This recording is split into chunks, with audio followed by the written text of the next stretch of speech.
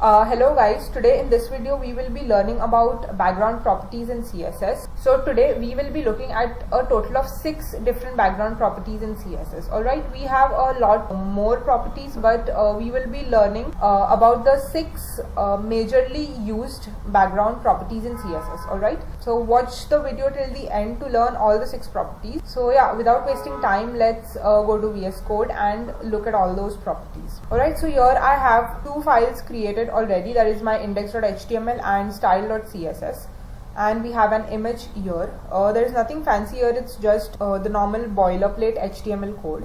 So now here let's have a div with a name of main, class name of main, and here we call it main. Alright, now the 6 properties that we are going to look at is background color, background image, okay, background repeat, you have background size, background position, and background attachment. Okay, these will be the 6 properties that we will be learning about today. So we will start with the easiest one, that is background color.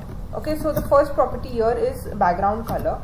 So for example, if we give our div a background color of aqua, and we save this, we go to the page and refresh here, but you will see that there is nothing on the page right now. Okay, now why this? This is because your div or the background of your div won't show up until unless you have content in it. Here for example, if you have some content in it and you refresh, you will see that background color showing up, right? And if you don't want content inside of it but you still want your background to show up, then what you can do is you can give your div which has a background color some padding. Padding, for example, 40 pixels. We refresh and you can see the div on the page, right? There's no content but still you can see it. So to see it, you will have to give some padding to your div. Okay, so this was the first property, the easiest thing. You can give different background colors. Okay, you can give gradient and a lot of different colors in hex, in RGB, whatever you wish to give. So this is the first property. Okay, now the second property is background image. So let's comment this for now and let's look at the second property, that is background image. Now the way to give background image to your div is write background image and then say URL. Okay, here you will specify the image that you want to show. Okay, it can be a link, it could be manual linking of the image that you already have in your file. The second way is the way that we are going to use here, but you can also use links from websites, and also you can use links from Unsplash and different websites like those. So here what we will do is /, we say owl.jpg and we refresh here. So again the same thing happening, there is no content inside this div, so it is not showing up. So for the div to show up, you need to either give it some padding, right, or you need to have some content inside of the div, right? Write some content. So we don't need any content inside of it, so let's give it some padding. And when we refresh, can you see small image popping up here? So if you keep increasing the padding over here, you will see the image being shown up, right? So now the other property that we will be looking at is we can give it a background size of maybe contain. Okay, we give it a background size of contain and let this padding be 40 pixels only.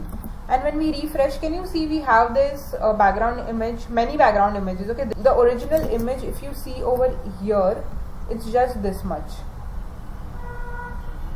Okay, it's just one image like this. Okay, we just have one owl in it, but when you see here, you can see multiple images being repeated, right?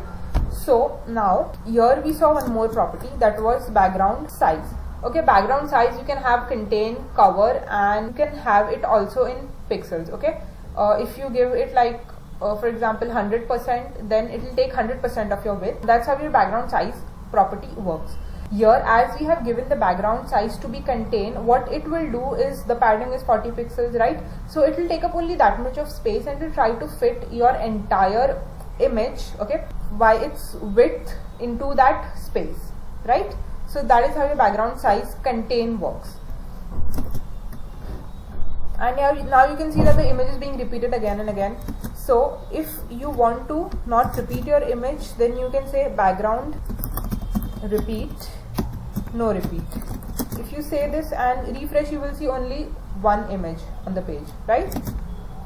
And let's give this some border of maybe 2 pixels solid black, so you can see. Okay, if you see, the container is large, right, but the image fits only the specified amount of place because it's contained. Okay, it will take up the size accordingly. Here if we increase the padding and we refresh, can you see the image is still to the left because its width is only that much. Okay, here it is adjusting its height, so that is the reason it looks like this. Now the second thing, we have different values for a background size. Now here it is contained, right? We can also give it a background size of cover.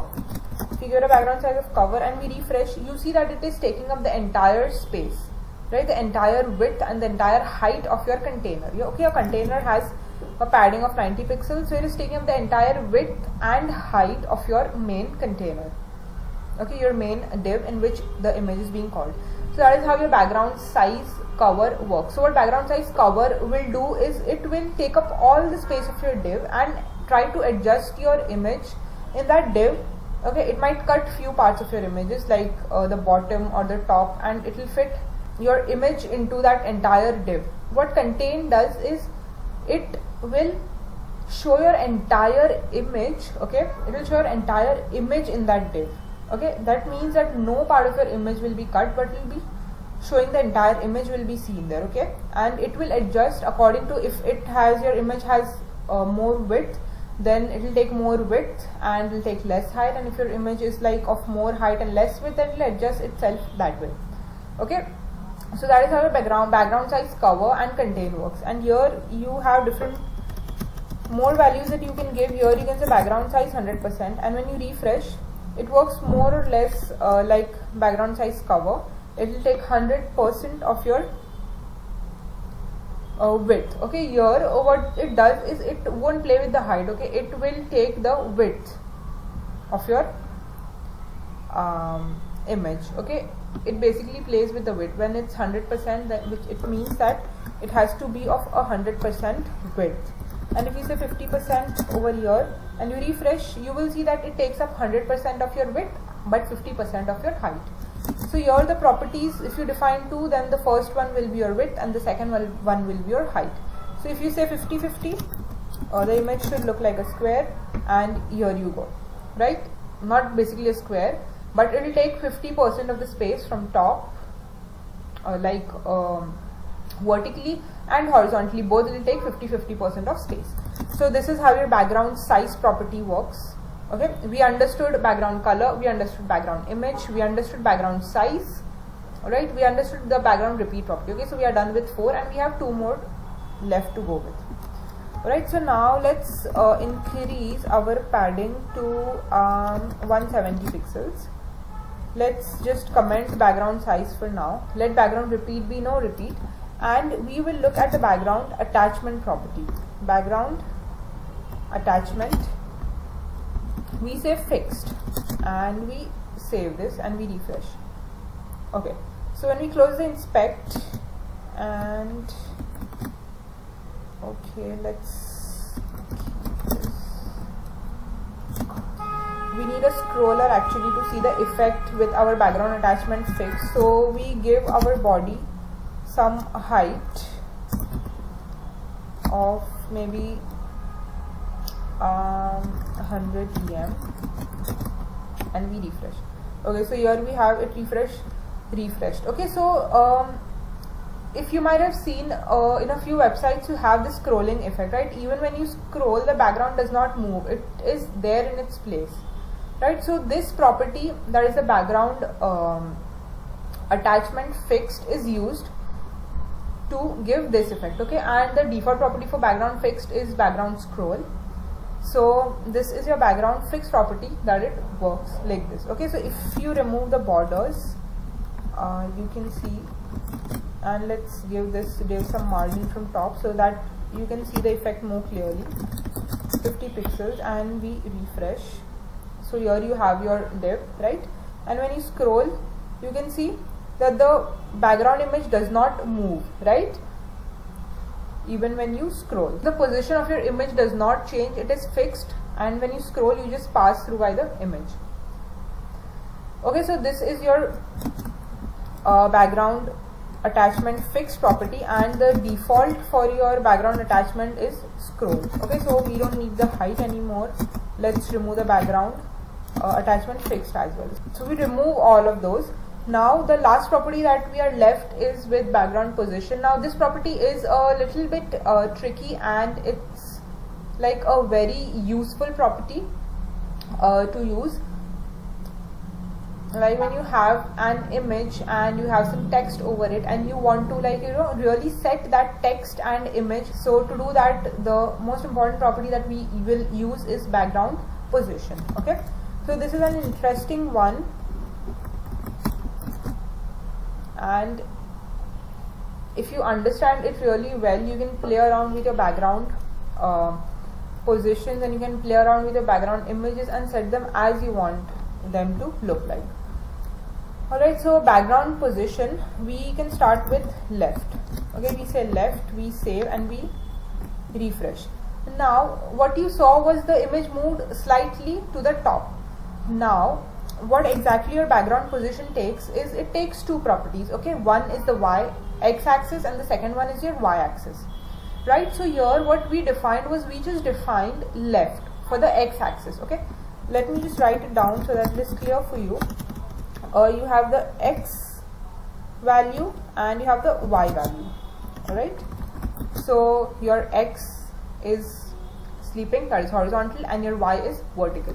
Alright, so here for the background position we just defined the x value. That is the reason it is to the left on its horizontal axis, but it went slightly up. Now why did this happen? This is because if you don't define a second y, okay, like the y value, then it will by default consider it to be center. Okay, so these are the keywords that you can use. You see there is no change, right? So that was what it was doing. But if we gave it a top left value and you refresh, you saw it came down. And we can also play around with these, like we can say bottom, and we refresh. So can you see the image is on the left bottom? Now similarly you can do other things with this as well. You can say maybe right top, you want it to be on the right and on the top. You saw the image took the right top part of your entire div, right? So this is how you can play around with the background position. Now it's not just limited to these keywords like top, left, right and bottom. You can also have values in pixels and percentage, right? So now let's look at a few examples with those. We can give it a position of 50%. Okay, so what do you mean by 50%? This is the x value that we are giving it, and when we refresh, you see that it moved 50% from the left. But why did it go into the center? Now the reason for this again is the default in percentage is 50%. Okay, its y value, it will take it or consider it to be 50% if you don't give it a value. So if you give it to 50% and you refresh, you see there is no change, right? So that was the default it catches when you don't define a value for your y and you only define a value for your x. Alright, so in pixels also you can do is, for example, you can give it a value of 10 pixels, and when you refresh it moves 10 pixels from left, and maybe you can give it a 10 pixels over here, and when you refresh it moves 10 pixels from the left and 10 pixels from the top. Now one more interesting thing that you can do is, you can say here that you want right 10 pixels and you want maybe bottom 10 pixels, and when you refresh you will see that it moved from the right 10 pixels and from the bottom 10 pixels, right? So isn't this really powerful and amazing? Like, you can place your image in any way that you want, right? So these are the different things that you can do with your background images. Like, people are usually not aware about the background position and they don't really understand how the background position property in CSS works. So there are many things that they miss and they are not able to work with the image. Like, you just put a background image and you are like, now what? I cannot move it, I cannot do anything with it, right? So if you learn about the background position property, then it will be really easy and it's a great property to use. Now one more thing people are usually not aware about is, you can define more than one background image for your single div. Okay, not necessary that only one you can define multiple background images. So for example, we call the same image here, and when we refresh, okay, let's remove all these properties so that things are clearer to you. Say background size 50/50, let's say 50/100. Alright, now what is happening here is your first image and your second image are overlapping. Okay, the second background image is just below this first image that you can see right now on the screen. So now if you want to push that image, you can maybe give this one a background size of 20% and let's say 50%. We refresh. Okay, this is because of this. Okay, you see 20-50%. Now the second one, let's give it 40% and maybe 100%. And when you refresh, you see the next image also, it's big in size. That is the reason it is visible behind this image. Okay, we can also change the position of the image similar to what we did up there by giving a comma. So we can have the first image on the left top, but the second image we can have it on the right bottom. Okay, and when we write this and we save, you see you have two different background images set exactly where you want them to be set, right? So yeah, this is how much powerful your background position property is. And your background images, you can play around with it and you can do a lot of things. I will put this code into a code pen and you can play around with the code over there, and I will link the code pen in the description below. And also I have an Instagram post on background, all these different 6 background properties that we learned just now. I will put the link of that Instagram post as well in the description, so have a look at that, and that will be really easy. You will have, like, you know, a place where you will have all the properties, its default, and all the different values that you can give it. I will make a good collection of all of it and put it into one post. Like, I have made a collection, like I have collected all the different properties and all the different values of it and put them into a post. So just keep that post saved, so it will help you in the future. If you just forget that what property or what values can I give it, you can just refer to that post and you will be good to go. So yeah, I hope this video helped you guys, and if it did, do not forget to press that like button and also subscribe to my channel. I'll be coming up with videos related to web development and a lot more.